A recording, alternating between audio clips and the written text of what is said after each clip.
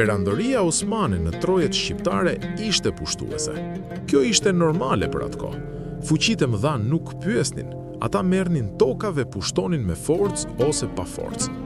Para ardhjes së Osmanëve, mbretëria serbe pushtonte toka shqiptare, shtypte principatat, u amerte tokat elitave lokale dhe ushtronte dhunë e presion fetar. Më pas erdhën Osmanët, shpartalluan dhe pushtuan Ballkanin pothuajse tërësisht. Kur shumë shqiptar pranuan Islamin, ata u privilegjuan brenda perandorisë. Nga pushtues, Osmanët u bën favorizues për ta. Por ta quhesh këtë çlirim prapë është gabim. Disa musliman dalin keq kur e mohojnë realitetin që ishte pushtuese.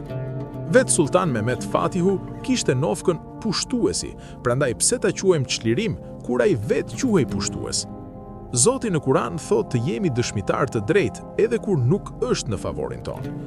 O besimtar, bëhuni zbatues të palëkundur të drejtësisë, duke dëshmuar në emër të Allahut, qoftë edhe kundër vetes suaj, prindërve dhe të afërmve tuaj. En-Nisa 4:135. Prandaj mos këmbgulni kot. Perandoria Osmane ishte pushtuese. Kjo është historia. Faleminderit që ndoqët.